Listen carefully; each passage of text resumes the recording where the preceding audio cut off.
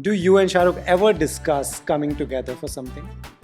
I discuss it because I can't wait to be back on set with him. Right. I don't know with Shah Rukh, and Gauri, Aryan, Suhana and Abram, they're my family. I have a memory of holding Aryan in my arms and walking through a park in London and singing a song to him, and I can't sing to save my life.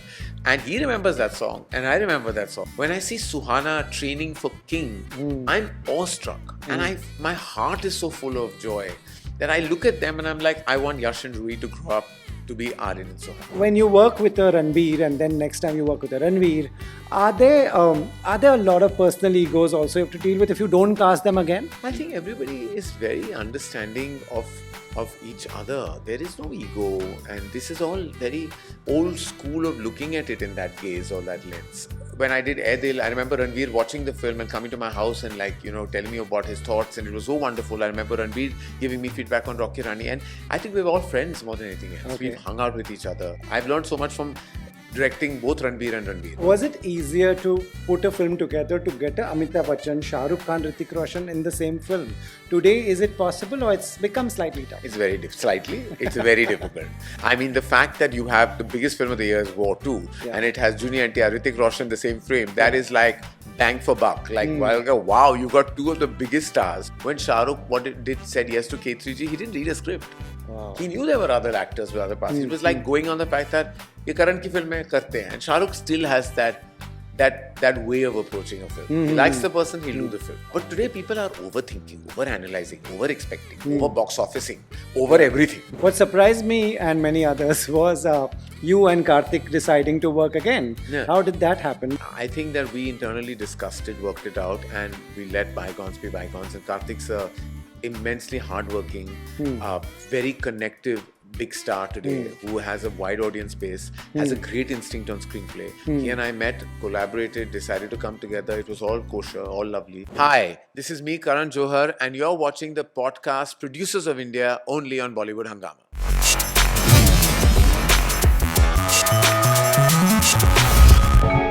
Welcome to Producers of India. This is an all-new podcast on Bollywood Hungama. I'm Rohit Khilnani. This podcast will feature the biggest and the bestest producers of India, producers who have contributed immensely in the world of cinema. And I personally wanted to start this with Karan Johar because I believe he's really contributed to cinema in a very big way and changed with time. There's Dharma Productions, now there's Dharmatic, they make fiction, non-fiction. So much to talk about. Karan, thank you so much for doing this. We've started on a very good note with you. Thank you, Rohit. Thank you for inviting me, and all the best with all the rest of the interviews you do after this. Thank you. Karan, this as the name suggests, Producers of India, I really believe you, from the time you started and where you've taken Dharma, you've changed the company, you've changed with time. My first question is that a lot of people I meet, they ask me. Last week I did an interview and this singer actor was telling me that I've watched Kuch Kuch Hota Hai, Kabhi Khushi Kabhi Gum, and the thing is there are only 5-6 of these films that between you, Yash, Chopra ji, Adi, you all have made, and 5-7 films if we count. They keep watching them over and over again. What they all are asking is that why don't you all make those kind of movies anymore? I think every film, Rohit, has a time. Yeah. हर चीज का जैसे कहते हैं ना वक्त होता है, वो वक्त था. There was that kind of energy that we had in the 90s. I was also actually deriving that beautiful energy from Hum Aapke Hain Kaun and Dilwale. Yeah. Hum Aapke Kaun in many ways began this journey of these large-scale family love stories, feel-good songs, dances, tentpole musical with a beating heart. I think Hum Aapke Hain Kaun beautifully led its way to Dilwale Dulhania, which also brought in the diaspora in abundance. And of course, it was the epic romance, It had a very interesting take. Up to that point, and a lesser known analysis of Dilwale Dulhania Le Jayenge is that up to that point, love stories were rebellious. Like it was always like Pyar Kiya To Darna Kya, rebel against system, parents, and up standing against something, together and fighting or running away. Love story, Betab, they were all like lovers that ran away from family objections and, family tussles and all that. Dilwale took a very interesting approach where Raj says that I will only marry you and you will only marry me when we have the blessings of our family. right. And I will not allow us to run away. It was a very simple one line that Aditya Chopra magically created, that actually led to that film connecting to a wide audience. Yeah. And then, of course, he was my mentor, my guide, my guru.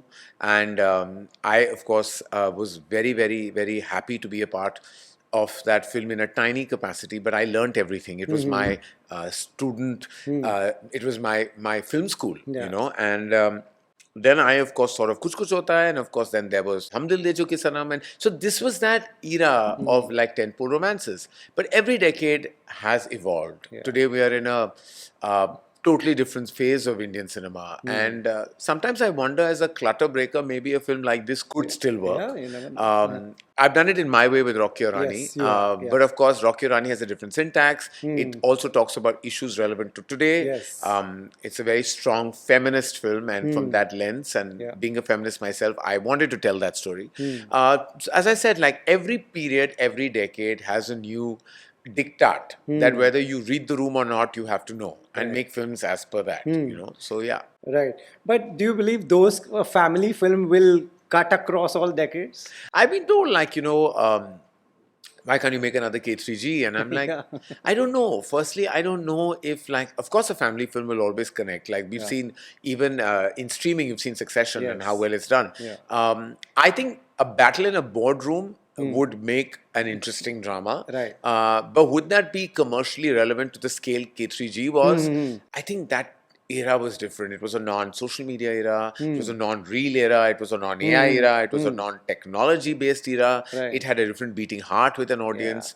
Today times, everyone's scrolling reels. I mean, that film was 3 hours and 32 minutes. Can I make a 3-hour, 32-minute film and get away with it today? Right. Can I have, like, no logic? Where is Raichan Mansion? Where is Chandni Chowk? What the hell was going on? But it was all with so much conviction. It all got pulled off because we were also convinced. Is that old-fashioned conviction the need of the hour? Probably. Is that kind of storytelling the need of the hour? Probably not. Probably if we take just the beating heart of Kabhi Khushi and adapt it to today, there lies a beautiful film. Wow, Let's see. Wow. And also, was it easier to put a film together to get a Amitabh Bachchan, Shah Rukh Khan, Hrithik Roshan in the same film? Today, is it possible, or it's become slightly tough? It's very slightly. It's very difficult. I mean, the fact that you have the biggest film of the year is War 2, and it has Junior NTR, Hrithik Roshan in the same frame. That is like bang for buck. Like, wow, you got two of the biggest stars from two different strong cinemas coming together. That is like a beyond a wish list to Very have. rare, Like, it's like, wow, doesn't happen. To bring two lead actors or two lead actresses in one film is just difficult today. Yeah. You're fighting so many. Firstly, you have like actors who have their own strategies, thoughts, ideologies. Then you have people advising them that are telling them this, that. In those days, Rohit, no one thought so much. Everyone just said, yaar, karni hai. When Shah Rukh said yes to K3G, he didn't read a script. Wow. He knew there were other actors with other parts. It was like going on the fact that ये Karan की फिल्में करते हैं, and Shah Rukh still has that way of approaching a film. He likes the person, he'll do the film. It's like that. But today people are overthinking, overanalyzing, over-expecting, over-box officing, over everything.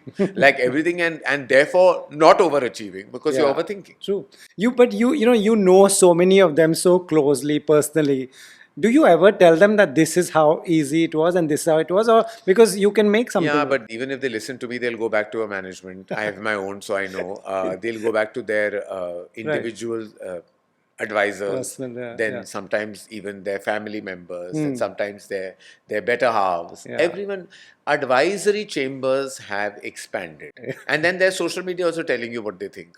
So you have like too many people telling you and filling your head, whereas good old-fashioned conviction needs to come back. Where all of us take decisions on the go. We don't overthink it. Right. We don't see what is our part. I have only this much. That one has that much. Should I do this? Should I do that? Multi-starers used to be so easy, way back then. Today, like, everybody will come. Firstly, the remuneration levels will go crazy. They'll be unaffordable. Everyone wants literally like an arm and a leg as their remuneration without realizing that box office is a tough and a challenging part of our existence right now. And we all have to come together to sort the situation out. We need to head towards a purple patch. And right now the patch is far from purple.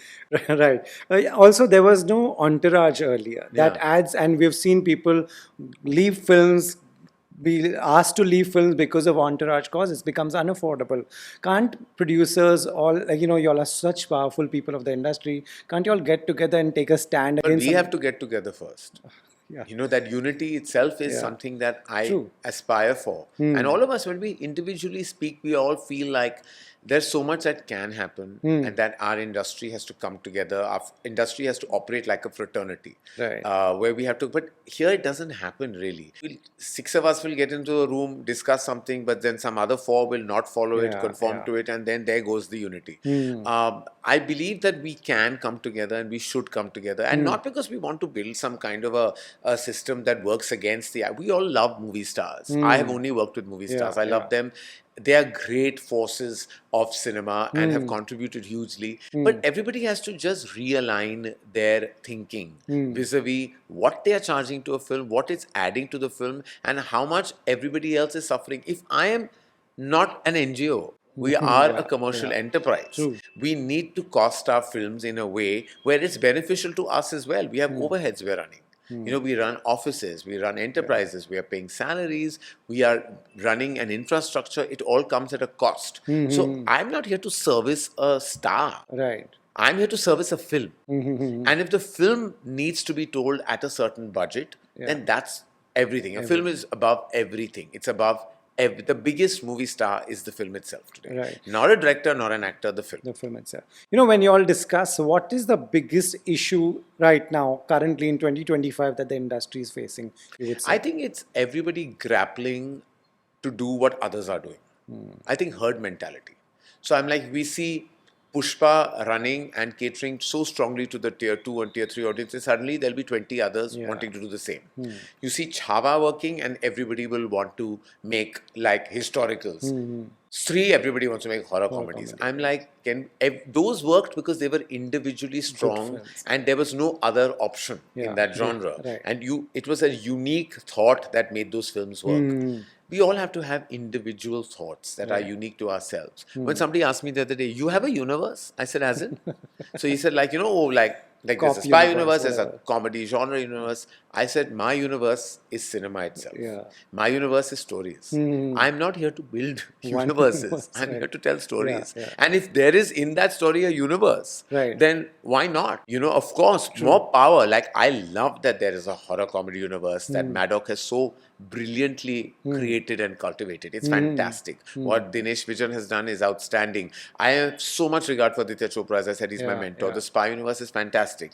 But if I start emulating them, how am I going to stand out? So my way of doing it is like really telling individual stories. And in that journey, if there is a universe that comes along, then why not? But I think what we are combating, to go back to your question, is herd mentality. And also grappling with what others are doing and trying to achieve the same success. Right. Success cannot be emulated. It cannot. You can't force a You universe. you can't emulate success. You can create it with your own individuality, and that's what we should yearn for. Today, when, if I talk about Dharma, when you and your mom sit and when you and Apurva sit, do you all, where do you all see Dharma has gone from the time it started? Well, I think Apurva and I have built the company like siblings.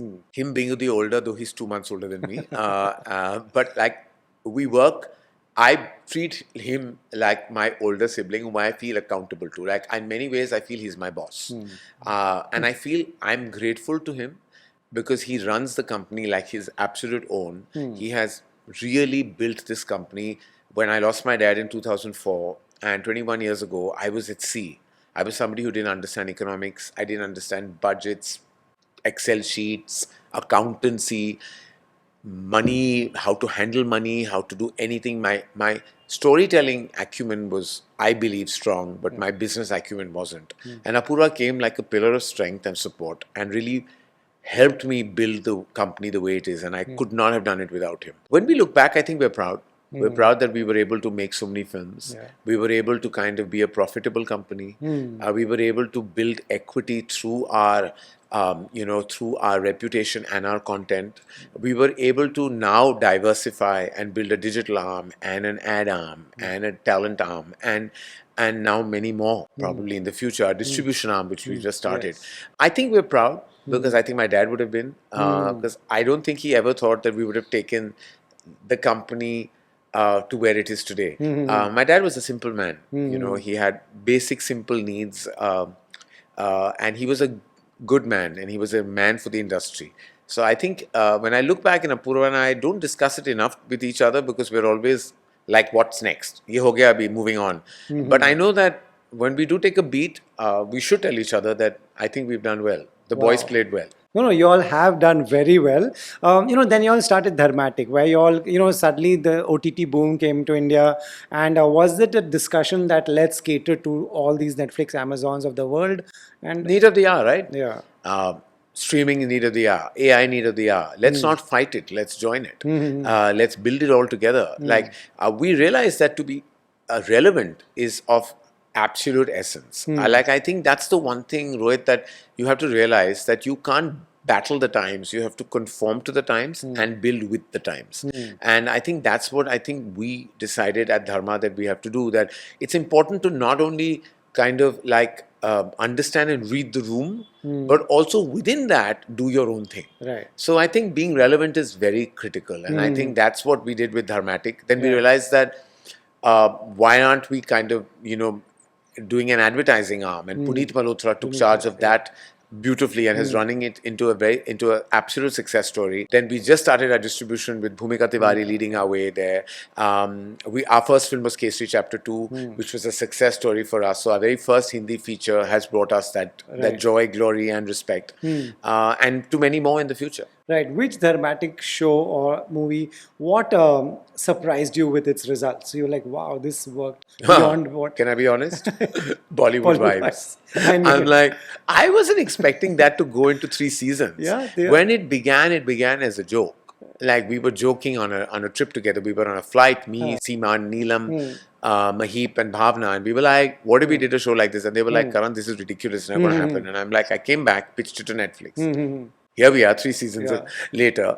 I wasn't expecting that show to kind of have any legs. But I realized that cringe binge is a real thing. And that's what it is. Right. You'll cringe it, but you'll binge it. Right. You'll bitch it, but you'll watch it. You'll revel in it, and yet you'll diss it.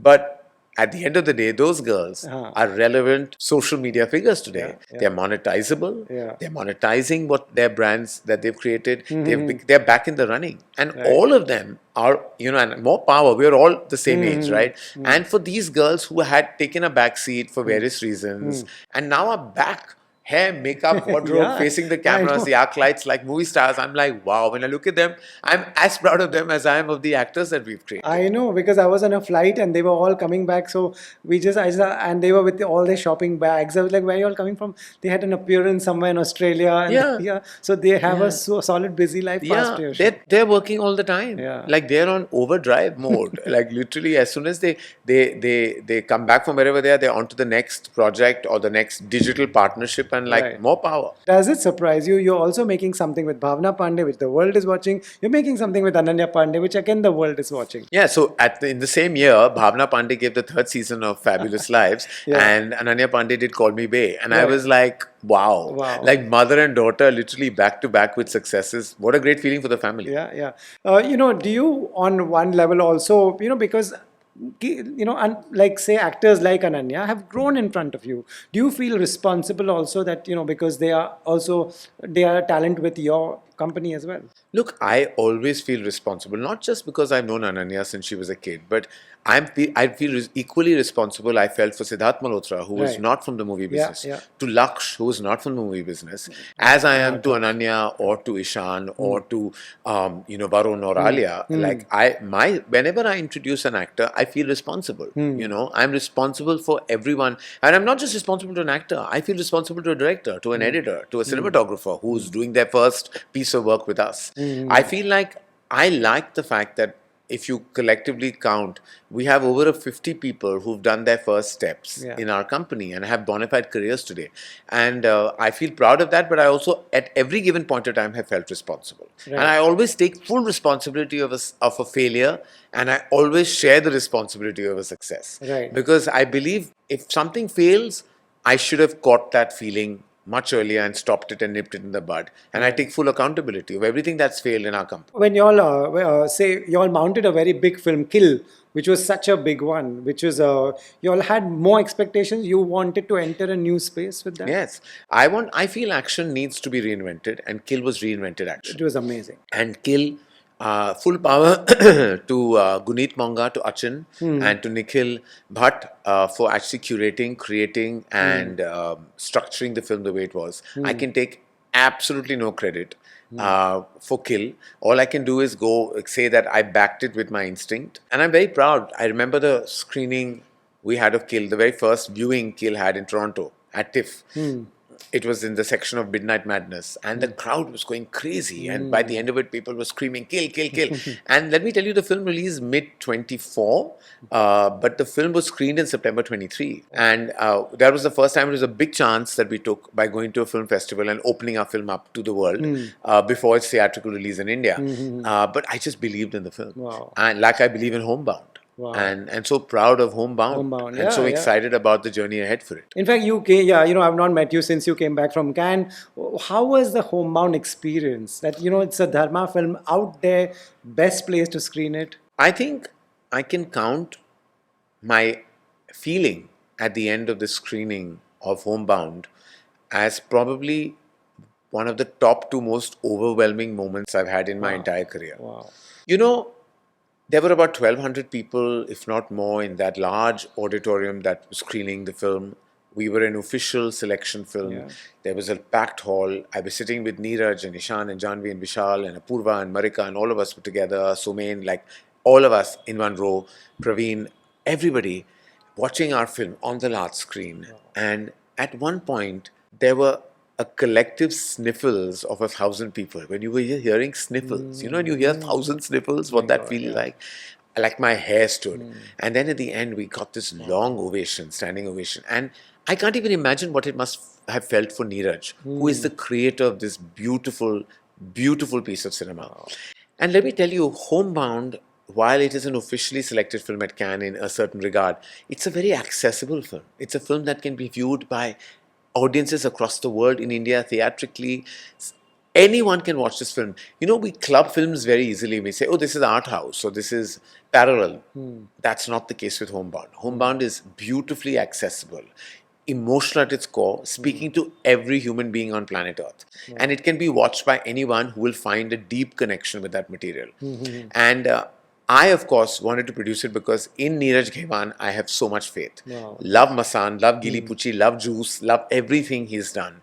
And I knew that his next feature had to be with us. And I'm ever so grateful that, he brought Homebound to our table and we were able to kind of support him. I'm so glad that Somain found the article. The journey of Homebound actually began with Somain spotting the article written by Basharat, and the rest, of course, as they say, is history. And it was a chance to take Rohit. And what I feel proudest about, and I feel sometimes Dharma gets very little credit. We get dissed for a certain film, but the praise that should come our way for backing a film that could be looked at as an indie film in spirit never really comes our way as much as I think it should. But that doesn't matter. What I believe is that we want to continuously, every now and then, push the boundary, make films that don't necessarily conform to what we call, a box office bonanza, but can we also make really great films, that will be remembered for eons and decades ahead.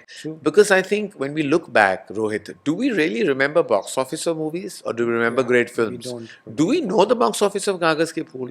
Do we know how well Pyasa did? Do we know what the exact number of Mughal-e-Azam was? What Mother India did at the box office? What Shole's actual number was academically, though it's the biggest hit of Hindi cinema? Do we know any of this data? We remember them as great films. And I'll tell you, a bunch of commercial blockbusters you may not even remember or think existed. So it's all about making a great film, while also, of course, making sure that the bank is safe. Right. I want to discuss this, but I also, before that, want to talk about that moment. You and Neeraj both are very emotional people. That he started crying and he hugged you. Yeah, Tell me about God. that moment. It was like, how he cried like a baby, and I wanted to weep in his arms myself, because I was like, this is like emotion. The film is so emotional towards the end, and you want to anyway cry while watching the end. And then when he broke down, I could see in his breakdown, there was 10 years of waiting. 10 years of building, 10 years of thinking, 10 years of insecurities, 10 years of everything that you've built within your emotional ecosystem. 10 years of so much. That breakdown, that beautiful breakdown, was a result of those 10 years. And for a filmmaker to wait 10 years and come back to where it all began, it was his homecoming. Homebound was his homecoming back at Cannes. What an achievement. To have two films in a gap of 10 years, both selected officially at the Mothership Festival of the world. I could feel his emotion, his pain, and I was just beautifully moved by his emotion. So I think my tears were of joy, of pride, but most of all of pride for Neeraj Khewan and how beautiful he is and what a beautiful film he made. Wow, well done to all of you and your company. That's really one of the best things to happen to Indian cinema as well. But like you were saying, you all don't get much credit and also a lot of extra flack sometimes. So say why do you think is that? I think because I'm in everyone's face, probably. I think wherever you turn, you'll see me. I could maybe when you're in someone's face so much, you're like, when you're also like wearing the hat of being a studio head, but you're also posing and preening on a red carpet. You're doing a photo shoot. You're on the cover of a magazine. You're in an No advertisement. book says this is wrong. None of this is No, wrong. who's following the book, Rohit? People, maybe social media reacts to what they think of you, not what they know of you, and that's okay. I suppose you could call it an occupational hazard, and I'm not bogged down by it. And I will never stop living the life that I lead because I want to conform to what a serious filmmaker or serious studio head should be. Right. I do what gives me joy. If hosting an award ceremony gives me joy, I'm going to do it. If hosting a talk show gives me joy, I'm going to do it. If selling a product, in the digital domain gives me joy, I'm going to do it, while it gives you money as well. I'm going to do what gives me joy, and I never want to stop feeling the joy of what I do. Because I think the moment I stop feeling a sense of joie de vivre and happiness, it'll come in the way of my work. And I don't care about the backlash or what you call the trolling or the negativity, because I feel like at least they're talking about me. My whole thing is, at least I'm not not being discussed or not falling into a box of irrelevance. Right. I think being irrelevant is the biggest fear I probably have. The most dangerous space. I feel like, oh God, when will the flowers stop coming? There will come a day that you will not be discussed as much as you were. And I do fear that day. But for today, I will do whatever I can in my capacity to always be relevant to the times. Do you think Nadania got a more flack than it deserved? Look, I will stand by Nadania till kingdom come. And I will tell you even today that Ibrahim and Khushi worked very, very hard. Shona Gautam, the director of the film, worked supremely hard. Everyone put their best foot forward. We wanted to make high school, cutesy, feel good, snuggle in your blanket film.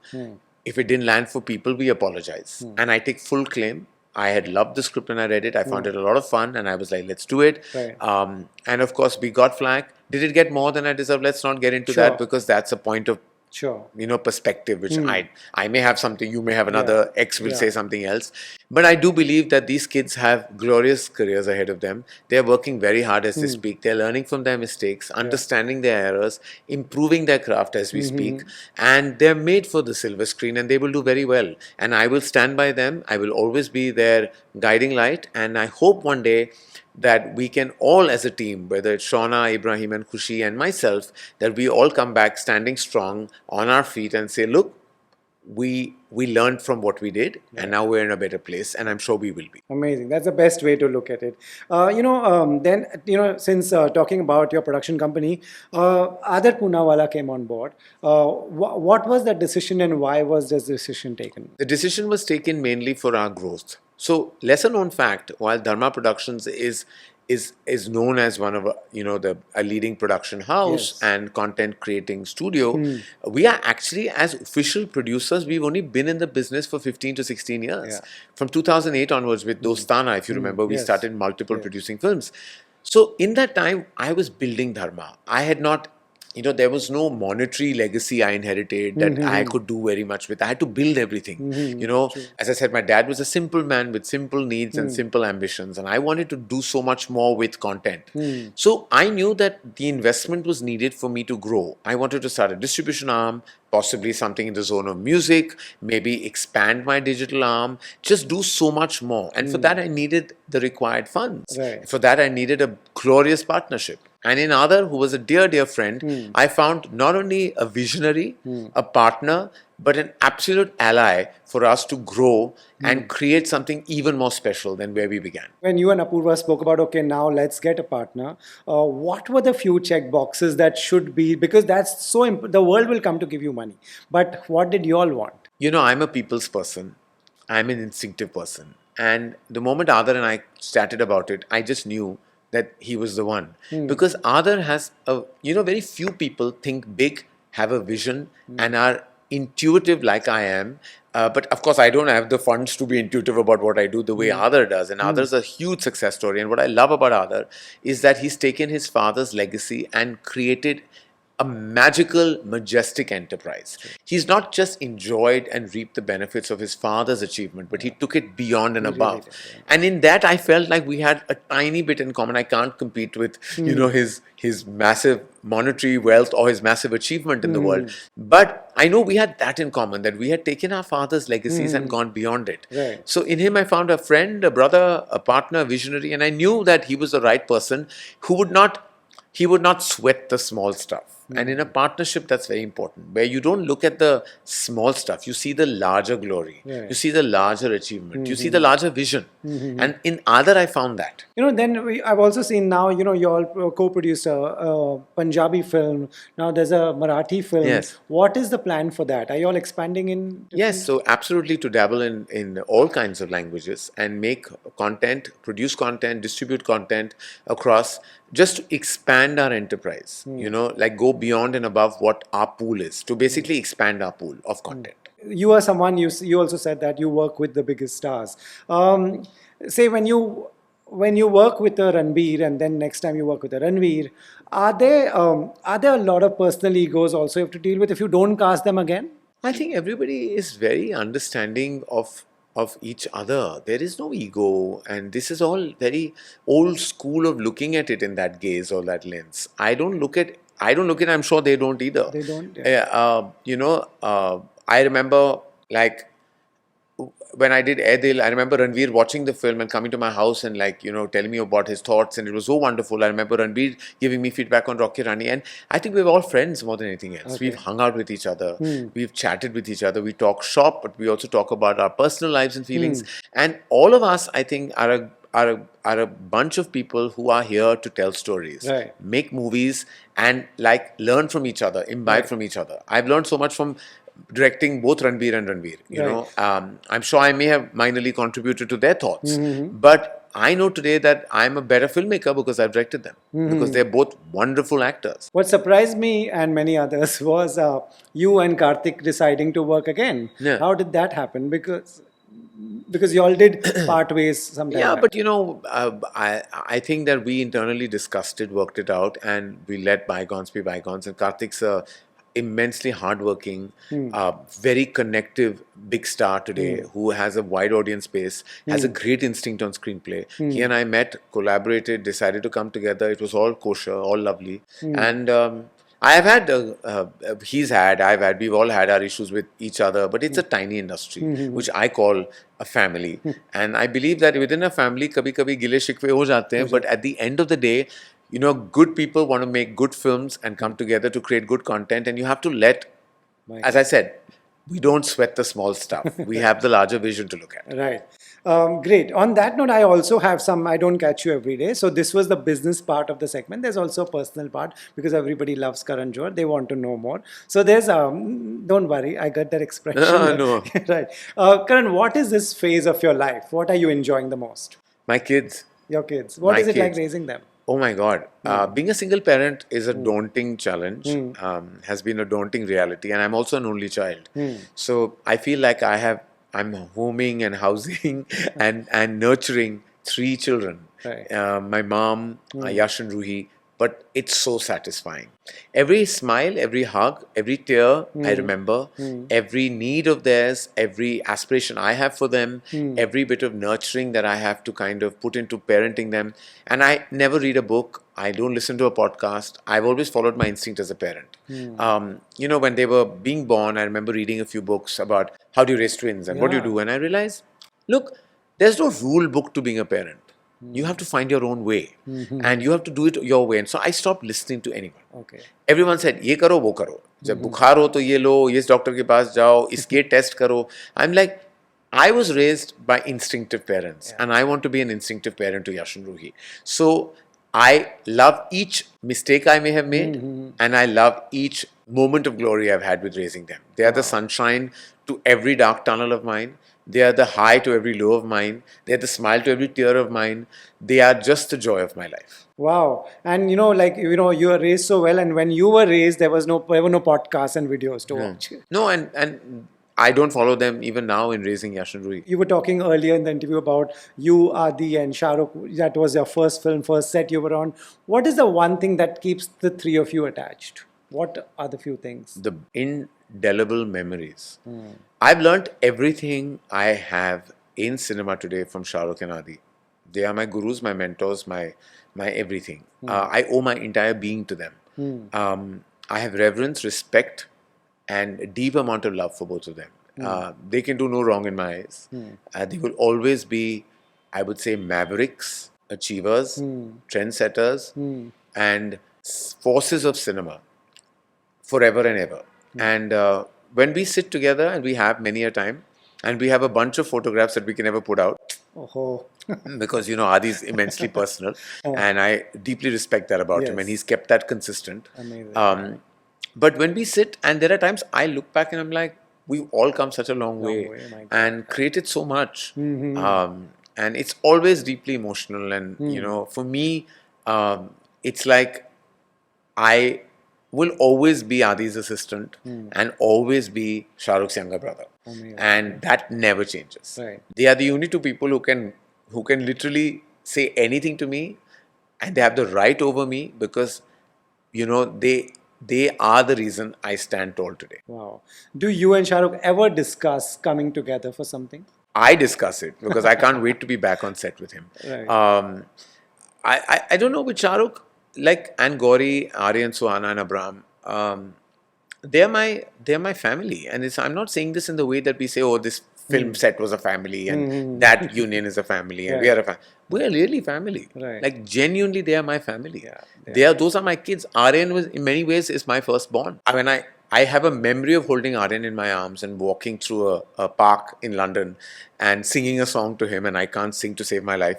And he remembers that song, and I remember that song. So when I see him direct a series today, I'm like awestruck. Wow. When I see Suhana training for King, I'm awestruck because I'm like, look at these kids and how they have kind of worked on themselves to be the talents that they want to be for themselves, to create their individual identities, to go beyond their father's unattainable legacy. But yet I see them so hungry to achieve. And my heart is so full of joy that I look at them and I'm like, I want Yash and Roohi to grow up to be Aryan and Suhana. Wow. As people, So Rohit, sweet, more than anything else, what strong human beings they have been raised by Gauri and Shah Rukh. Such good, clean, pure hearts.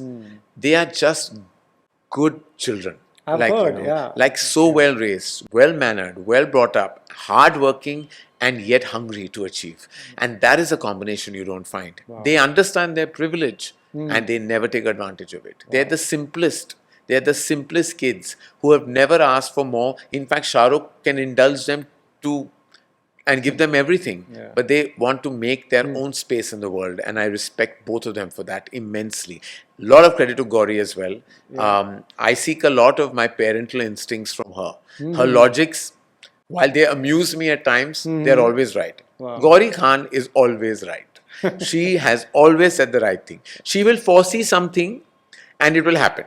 Wow. She will say something to you and I'm like, Gauri, that's not going to happen. And bang on 2 years later, I'll say, you were right. Even about people, her instinct. In fact, I think Shah Rukh will also acknowledge it. Gauri is quite the spine of that family. Wow. And I've interviewed Suhana a couple of times but never met Aryan. And he was in this baby shot in K3G. Yeah, my God. I mean, I will always be the person who introduced Aryan Khan. Right. I can say that proudly. Right. The world, he's a very good looking guy. The world wants him to be an actor, but he's turning director to start with. And more power to him. Yeah, more power. That he does. He wants to do what he wants to do, Rohit. He's doing what he needs to do. Yes, he's a great-looking guy. Yes, he has immense personality. Yes, he Yeah. walks into the room and heads will turn. Yeah. He wants to direct, and wow. Amazing. Yeah. And I think we have to celebrate that feeling that he has, and not keep shoving it in a way. Aap actor ban jao, aap star ho. I mean, like, why? He wants to direct. Let him direct. Let him achieve in that zone, which I know he will. Right. You took a 7 year break before you directed Rocky Rani. Now, how long is this break going to go on? God, I don't know. I don't know. Every day I wake up with a new idea, with a new thought, a new feeling, and I don't know. I want to be back on set. I'm hungry to direct another film, but it has to make me feel. Yeah. It has to incentivize me enough to go back on that set. Wow. But do you know a genre? No. Or not yet? I'm confused. Okay. Great. But there's Tu Meri, Main Tera Tu Meri. That's the next Dharma film that will be out? No, Dhadak. Yes, Dhadak will be out. Dhadak will Before be that? out on the 1st of August. Yeah. Subsequently, we have Sunny Sanskari, Yes, Sunny Ki Tulsi Kumari. We have a spy film that we haven't officially announced, so I shouldn't talk about. It's a spy comedy, great script. We have a multitude of films being made and presented. We have Nagzilla next year. We have a creature feature which I haven't announced as yet, which I'm going to. And we have a host of films that are being nurtured and will soon be announced. Right. People come to your production house also. People turn to Dharma for rom-coms. I really hope you all make more of that. I really want to, but I haven't read anything besides, of course, we have Sunny Sanskari, which is like a romantic entertainer. And we also have Tu Mera Main Teri, Main Tera Tu Meri, which is hugely fun. And Kartik and Ananya have terrific chemistry from what the dailies I've seen. They look amazing. I'm very excited about that. Amazing. Karan, that brings me to the rapid fire. Oh dear, okay. I was wondering when that was going to come. Okay. What's your most controversial WhatsApp group called? A-list. A-list. Nice. I'm not telling you who's on it. Yeah. Any A-listers? Why do you think it's called A-list? Okay. That's so cool. Okay. A Bollywood actor you think who has the best PR team? In a good way. PR team? Publicity. Who's good at publicity? I think everybody is kind of understands, and but I think that can I say who I think is the best star who has managed to stay away from social media, from the arclight, and yet emerge as a massive superstar is Ranbir Kapoor. Right. He doesn't have a PR team, and he therefore has the best PR team. Yeah, that's so true, and that's very well said. Right. Is there a director, filmmaker, anywhere across the world, India, anywhere, you're low-key jealous of? You're like, how does he do this? How does he do this? How does he or she? How do they do it? I am constantly in awe of filmmakers who can make a film every once a year, once every 2 years. When I see filmmakers, when I see like Clint Eastwood and Martin Scorsese directing films at this age with this level of passion, I'm like, oh my God, like they have this burning fire within them, and I'm like, I'm not jealous, I'm just in awe. How can I be jealous? Who am I compared to these like living legends of the cinematic universe? Like I'm not even a dot. But I'm like, the fact that at that age they're on set with that fire in their belly, that gives me so much inspiration. Right. A celebrity who should document their life because you think it's so interesting that they should. Mr. Amitabh Bachchan. Wow. Like I hope he is, because he is a textbook of all legends. Right. Like he's the gold standard. Right. That really brings me to a question that I forgot to ask you. He's a great example of changing with time. Yes. Around 57, 58, he was doing these films which didn't work. He suddenly did a Mohabbatein and became this, and suddenly had KBC. KBC. And what innings is better, first, second? I really don't know both ways. Mr. Bachchan is a huge inspiration and bona fide legend. There can never be another Amitabh Bachchan. Yeah. There can never be. He is just. I feel blessed that I have worked with him. Yeah, that I have that I have the luxury of knowing him, of interacting with him, of calling him Amit Uncle, of him being part of. We're family to each other. I've grown up in front of him. Shweta and Abhishek are like siblings to me, and like I just feel so blessed that I have his blessing. Wow, that does give me a follow-up question because around the same age are now the three Khans. Do you think there should come a time where every actor should transition? Would you like to see that as well? Yeah, I mean, Mr. Bachchan worked in a time that was different. Today, the Khans, who are mega stars, are working in a totally different climate. They should do what they feel like doing. They should not conform. What transition? They have transitioned. They've transitioned from like playing the lover boy in the 90s to solid, massive, like front-footed movie stars of today to telling all kinds of stories. Why should they transition or conform? They should just be. They are great. And they should just be and constantly be, and we always want to watch them. Okay, I get that. Okay, I know this is a tricky one. Any actor of today's times reminds you of Shah Rukh Khan? No, how can anyone remind you of Shah Rukh Khan? Shah Rukh Khan, there's only one Shah Rukh Khan. Right. He's to the Mannat born. Yeah. He's a massive movie star Right. with like global superstardom. His eyes speak volumes. Yeah. I've never seen those eyes Yeah. on anybody else. He is one of a kind. Those eyes, like can say 1,000 words, can launch 1,000 ships, can move 1,000,000 mountains. वो आंखें सिर्फ शाहरुख खान की हैं और Yeah. किसी के नहीं हैं. Absolutely. Who comes to your mind when I say the next big thing? Any few, one or two? The next big thing. You know who I absolutely love watching is Adarsh Gaurav. He's I amazing, think he's yeah. a great actor. I never slot into the next big thing or the next super. We can't give labels to people. Yeah. But what a terrific artist. Yeah. And I look forward to his work ahead. Right. Irreplaceable. Do you think anyone is there who cannot be replaced? You can't replace when I say irreplaceable, I think of the legend Lata ji. I think her music will live on Yeah. for like centuries. Right. And you can never replace the magic that Lata ji brought to the world of music, of cinema. Right. Karan, which influencer influences you? Is there anyone in the world who you watch? I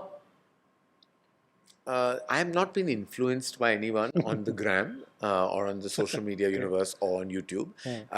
But I'm very influenced with how Farah Khan has created such a strong YouTube following by being in the kitchen with Dilip. And I cannot believe she is like literally has created an IP, has created this absolute subset of her already like achieving stardom, Right. and gone to places with her cook, like it's with her chef, like it's amazing what she's done. Yeah. She's influenced me. Like I'm like, who do I go to and make and kind of do something like this, because this is so wonderful what she has done. I'm Right. super proud of her. Thanks to her, we know you can make a kutch. Yes, when I you can get- make a catch. Right. Which is the actor who's best for these? The best parties. Who throws the best parties? I think I do. You do? Huh? Besides me, I think nobody else does. Nobody else does. Manish Malhotra. Yeah, Manish yeah. Malhotra throws the best parties. Correct. Actually, I haven't been throwing parties recently. Manish Malhotra, in fact, his Diwali party is like the party of the year. Or you've been throwing that we just don't know of. That Could be. Could be. Okay. Could be. Best airport looks. This person gets it bang on every time. I think Kareena Kapoor. Yeah. She has like a swag at the airport, which is like so carefree and casual and cool, and yet efforted, but you'll never see it. Right. The person who's choosing the best scripts. I think Kartik has a very keen sense of screenplay. Very strong sense of screenplay. Right. The person who has got Instagram completely right. You're like, wow, this person has nailed this. I love watching Varun Dhawan on Instagram. Right. I think he's really good on the gram. Like he's really cool. He keeps it easy, keeps it real, but he's also like definitely has built a strong Instagram following. Wow, he has. Have you ever had two actors fight on your set? Yes or no? No, Never. Okay. never. Okay. Do you believe Bollywood has lost its romance era? Yes or no? Kind of. Kind of. Yeah. Okay. There is a lot of negativity that was not there earlier. Yes or no? Yes. Yes. Okay. Have you ever had a crush on any of your actors? No. Never. No, because people you know too well, you can't crush on. Right. Have you ever been tempted to cast two exes in one film? Like, have you? Oh, Yes. and you have managed to, I guess. Yes. Great. On that note, I have some lovely pictures to show you, and we'll end with this, I promise. Give it to you one by one, Karan, and you can tell us where these were shot and share one memory of these. This is the first picture. This is the first. This was a birthday party when they were 2. Oh, they were Yash and two. Roohi, it was right before their birthday bash. We were having a birthday party at the Land's End in Bandra, and we did this quick photo shoot at home. Amazing. This is a nice picture. This was my friend Amritpal Bindra's 90s birthday party. Okay. His theme was to dress like 90s. So Gauri Putlu, who we fondly call Yeah. her, Kajal Anand, and me dressed like Shah Rukh, Kajal and Rani. And as you can see, Shah Rukh's look Yeah. of despair at what we had done. Right. This is a picture that makes you and everyone so proud. Tell us about This is for this. Brahmastra. This is Ayan and me winning Best VFX and Special Effect Film for Brahmastra in Delhi. It was a proud moment because I know Yeah. the journey Ayan has been on for 7 years, making Brahmastra, how tough it was, and how brilliantly and how diligently and relentlessly he worked at this film. And ever so proud of him and ever so proud of his achievements. Right. This is very sweet. Tell us the expressions, what comes to your mind, what were you all thinking? This makes me joyous and sad both. This is at IFA. Okay. On is that the IFA? stage. My father was given the Lifetime Achievement Award. Wow. And this was 2 weeks before he passed away. Oh my God. Yeah. Okay. And Jaya Auntie gave him the award. Okay. And everyone was very teary, and it was an emotional time. Right. Thank you for sharing that. Where was this? Oh, this is on set where I am rehearsing a scene with Kajal and Malvika, and I'm playing Aloknath in this.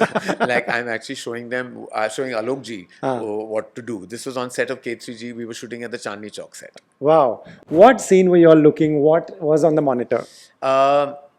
This is Jhumka. Ah. This is on the shooting of, isn't this Jhumka? Yeah, this is what Jhumka, and we must have been seeing a shot. I don't know, and we look mighty pleased with what we're watching, all I can tell in this image. Right. Very special, very sweet. This is Alia ties Rakhi to Yash, Huh. and now Yash ties. Now we don't now because now we've decided, Alia and me, that Raha, Yash, and Roohi should not be labeled Okay. as brother sister. Let them find their own relationships. Right, that's amazing. Let them all now. They hang out. Yash and Roohi love Raha. Like they're obsessed with her, Wow. and Raha loves the Yash and Roohi. So Wow. it's quite cute watching them That's together. lovely. This takes you back, and where was this? Oh my God! This is on a train where we are rehearsing a scene where I was thrusted into the frame to act as Shah Rukh's friend. And I think Shah Rukh is trying to kind of rehearse with me, and I look absolutely like I'm in some other planet altogether. This is on a train in Switzerland. Right. Here. This is, of course, in Austria. We're at the mountains shooting to the song Mitwa. And that's the back of our choreographer, Tushar Kalia. And that's me showing them what I think I want in the frame. This is when we were shooting for Ae Dil Hai Mushkil. Right. This is lovely. You're actually, Jaya ji has a great personality. The internet loves her. Today, what were you telling her? What were you I think I teaching? must have been explaining the shot. It's a title song, K3G, and Auntie J, I call her affectionately. I must have been showing her some, and God, I can't believe, look at me. I look like, this is like way back. Yeah, this is way back. Yeah. This is on the sets of Kuch Kuch Hota Hai, the good old days, my first film, and this is while shooting Ye Ladka Hai Deewana. In Nice. Mauritius. This is in Mauritius. Right. Save the best for the last. Yeah. This is on the sets of my father's first film, Dostana. I used to love wearing these Pathani suits. And it was Uti. We were shooting the song Dil Lagi Ne Di Hawa with Zeenat ma'am and Amit uncle. Wow. And this is in the hotel, Fernhill Hotel. I remember we were having dinner, and this is where the picture must have been taken. God, I remember so clearly. I was obsessed with this Pathani suit. I used to sleep in it. Right. Lovely. Karan, lovely memories. And it's amazing that you remember each and what song and everything. Yeah. Wow. Thank you so much, Karan, for doing this. Yeah. We wanted to start on a good note, on a positive note. I personally wanted to start it with you. So thank you so much. Thank you, Rohit, and I wish you all the best with this series that you're doing. Thank you.